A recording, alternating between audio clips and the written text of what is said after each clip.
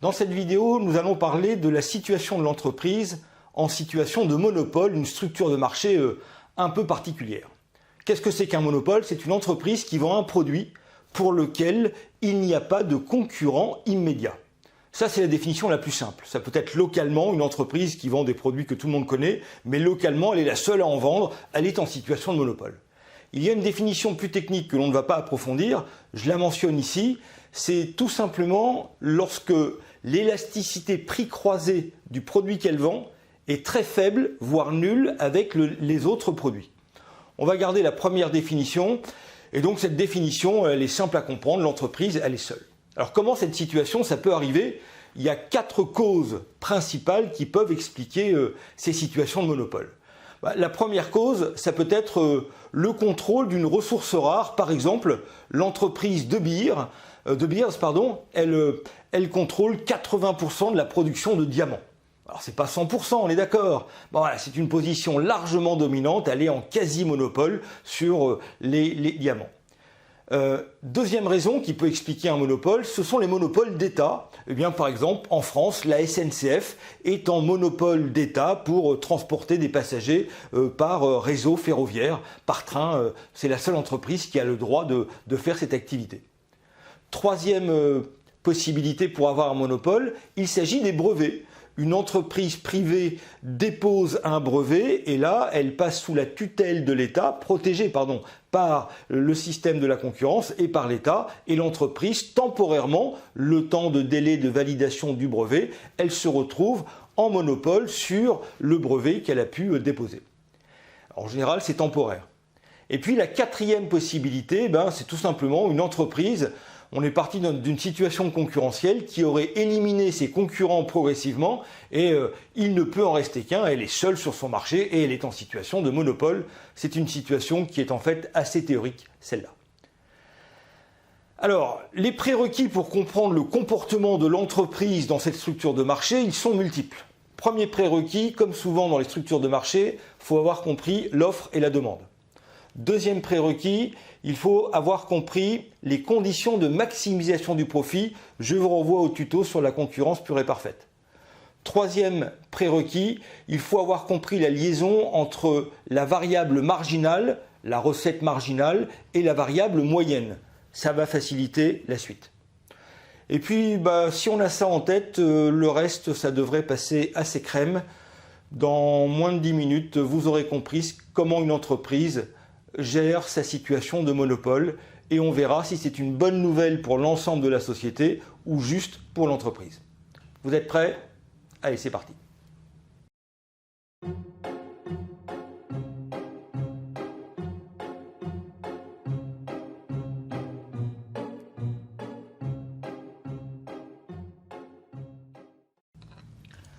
Bien, alors la première chose à voir et à comprendre quand on s'intéresse au monopole, c'est de s'intéresser à son marché.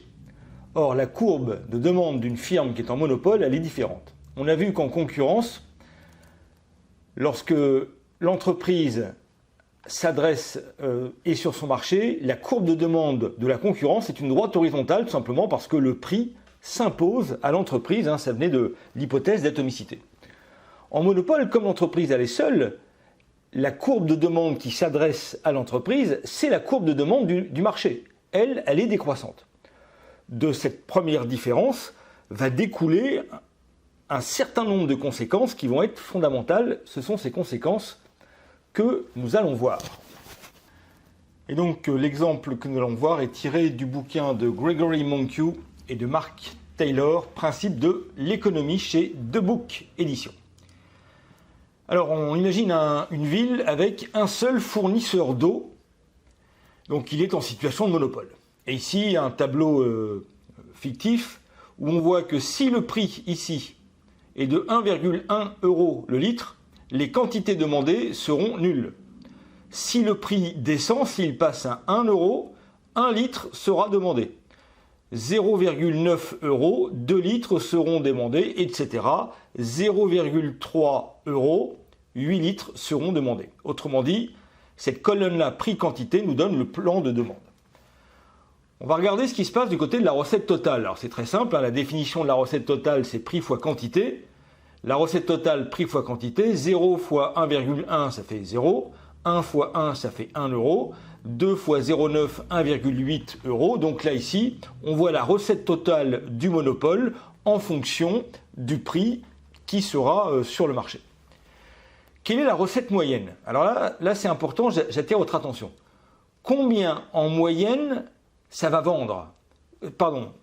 Combien en moyenne ça va rapporter de vendre? Et donc, c'est simple, hein, en moyenne, combien ça va? La recette moyenne, pour la faire, on va faire la recette totale, ici, divisée par les quantités. Donc il est clair que la recette moyenne, quand je ne vends rien du tout, elle est nulle. Par contre, si je vends 1 litre à 1 euro, la recette totale c'est 1, en moyenne ça m'a rapporté 1 euro. Etc., etc. Donc on regarde ici ce qui se passe, recette totale 1,8, divisé par les quantités divisé par 2, 0,9. Et vous constatez ici qu'en calculant la recette moyenne, regardez la colonne des prix, on se rend compte que la recette moyenne, elle est donnée par les prix. Autrement dit, la recette moyenne, c'est la recette par unité vendue. On avait déjà vu ça avec les coûts. Avec les coûts moyens, c'était le coût unitaire. Et bien là, c'est la même chose. La recette moyenne, c'est la recette par unité vendue, donc toujours égale au prix. Maintenant, on va s'intéresser à la recette marginale, c'est-à-dire quelle est la recette supplémentaire si je vends une quantité supplémentaire, 1 litre d'eau supplémentaire. C'est simple, il suffit de partir de la recette totale.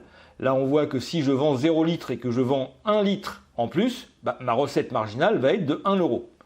Donc là, ici, la recette marginale va être de 1 euro. Si je passe de 1 litre à 2 litres et que je passe de 1, la recette totale de 1 à 1,8, ça me fait 0,8 en plus. 1,8 moins 1, ça fait 0,8. Etc. le long de la colonne. Et là, on a la recette marginale. Et là, on se rend compte que contrairement à la situation de concurrence pure et parfaite, je vais revenir dessus dans un instant, que la recette marginale, elle est inférieure au prix. Les prix sont ici.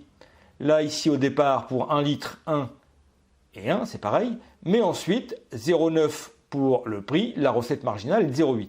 Et on se souvient qu'en concurrence pure et parfaite, la recette marginale était égale au prix. On regarde ça en graphique. Ici, j'ai représenté mon tableau de demande. Ce sont les mêmes chiffres. J'ai mon prix, ma recette totale, la recette marginale, la recette moyenne, ici, et la recette marginale. Si je représente ma demande, la courbe rouge qui est ici, on voit ici, si le prix est à 1,1, les quantités sont nulles. Si le prix est à 1, ici, j'ai une unité qui sera demandée. Si le prix est à 0,9, c'est-à-dire ici, les quantités demandées seront égales à 2. Et donc ma courbe de demande, elle est égale à ma recette moyenne. Ça, c'est un point qu'il faut bien avoir compris. La courbe de demande du monopole correspond à la recette moyenne. Et comme une moyenne, quand elle décroît, ça signifie que chaque unité marginale est inférieure à la moyenne. Comme la recette moyenne est décroissante, puisque c'est la courbe de demande, la recette marginale est nécessairement décroissante, nécessairement inférieure à la recette moyenne. Et la recette marginale, elle est tracée ici, le long de cette colonne. On l'a passée ici, c'est la courbe bleue. Donc, premier point à retenir de ce plan de demande. En concurrence, nous avions une recette marginale qui était égale à la recette moyenne qui était égale au prix. Là, ici, en monopole, la recette marginale est inférieure à la recette moyenne qui est égale au prix. La question, c'est de savoir maintenant quel point sur la courbe de demande le monopole choisira-t-il, c'est-à-dire quelle quantité va-t-il décider de produire. On rappelle que la courbe de demande du marché, c'est celle-là, c'est égal à sa recette moyenne.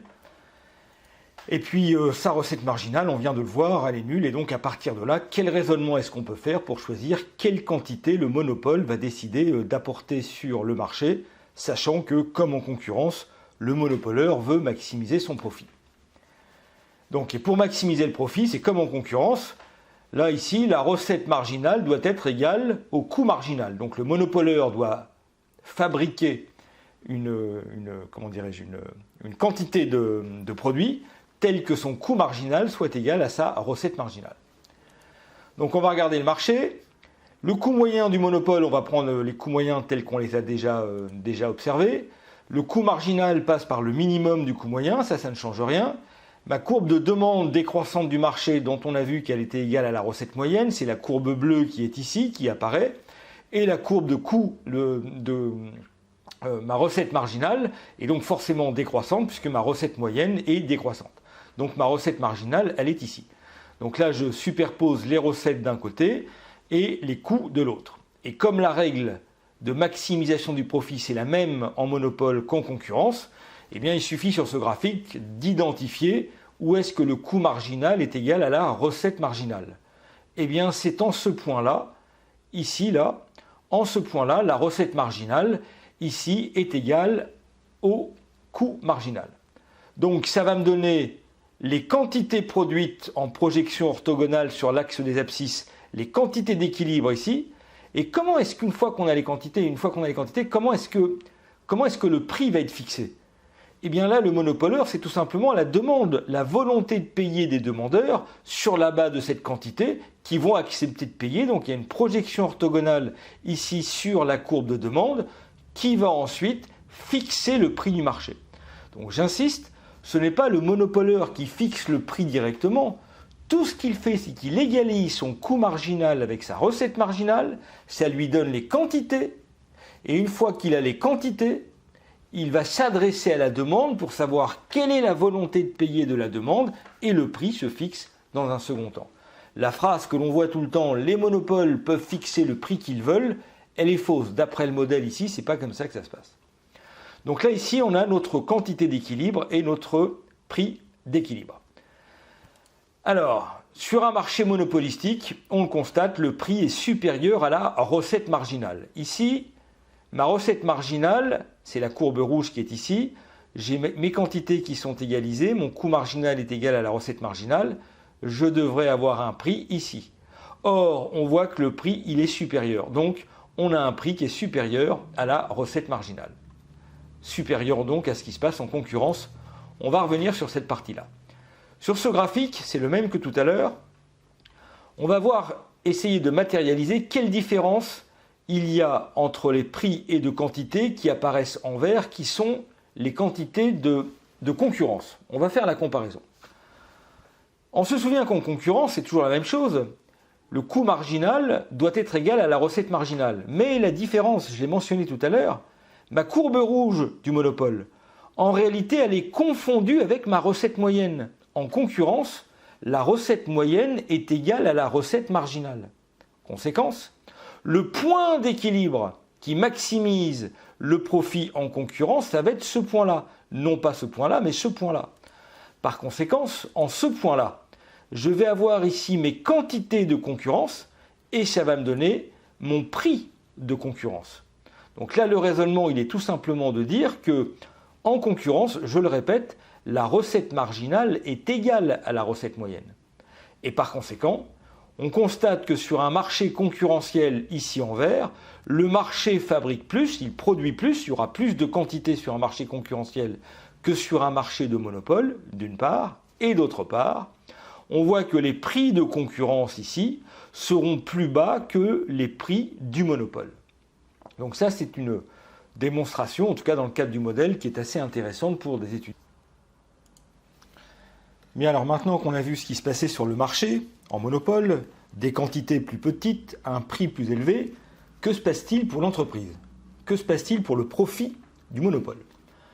Alors le profit, toujours pareil, c'est la recette totale moins les coûts totaux. Donc, on peut écrire que on peut tout diviser par Q, recette totale divisée par les quantités, moins les coûts totaux divisés par les quantités, multipliés par les quantités. D'un point de vue arithmétique, ça ne change rien. J'ai le droit d'écrire cette partie-là, puisque là, on voit que tout va s'annuler par les quantités. Ça veut dire que le profit, c'est égal RT, recette totale sur les quantités, c'est la recette moyenne. Coût total divisé par les quantités, c'est le coût moyen. Donc le profit, c'est la recette moyenne moins le coût moyen multiplié par les quantités. Or, on a vu que dans le cas du monopole, la recette moyenne, c'était égal au prix. Et le coût moyen, il est égal au coût moyen. Prix moins coût moyen, fois quantité. Autrement dit, le profit du monopole, c'est prix moins le coût moyen multiplié par les quantités. Regardons maintenant géométriquement à quoi ça ressemble. On voit ici notre situation de marché, on retrouve notre coût moyen qui est ici, mon coût marginal qui passe bien par le minimum du coût moyen, ma recette moyenne courbe bleue qui est ma courbe de demande, et la recette marginale en rouge qui est ici, forcément plus petite, en tout cas inférieure à la recette moyenne. Donc on a vu que ici, j'avais mon point d'équilibre où ma recette marginale est égale à mon coût moyen, j'ai donc mes quantités, et là on a dit que c'était prix moins le coût moyen multiplié par les quantités. Mon coût moyen ici, en ce point-là, si je fais une projection orthogonale, j'arrive ici, je vais donc avoir mon prix moins mon coût moyen, multiplié par les quantités de toute cette surface-là, je fais donc apparaître ici le profit du monopole. Alors la question c'est de savoir est-ce qu'il est important ou pas ce monopole. On peut le comparer par rapport à la situation de concurrence, c'est ce qu'on a fait tout à l'heure pour savoir quelle était la différence d'allocation entre un marché concurrentiel et un marché de monopole. On se souvient que tout à l'heure, en situation de concurrence, on aurait eu cette intersection.